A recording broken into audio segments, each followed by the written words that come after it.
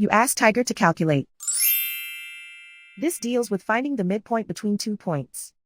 The midpoint between the 2 points is 49, 15.5. Let's solve it step by step. Plot the 2 points and calculate the midpoint using the formula. The coordinates of point 1 are x1 equals 73, y1 equals 6. The coordinates of point 2 are x2 equals 25, y2 equals 25. PM represents the midpoint of the 2 points.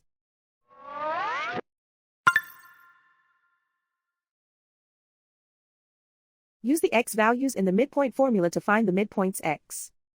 x1 equals 73. x2 equals 25. Simplify the arithmetic.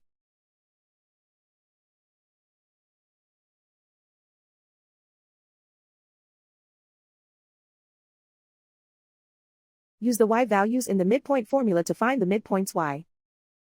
y1 equals 6.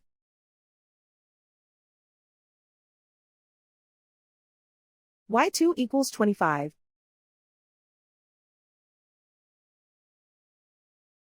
Simplify the arithmetic.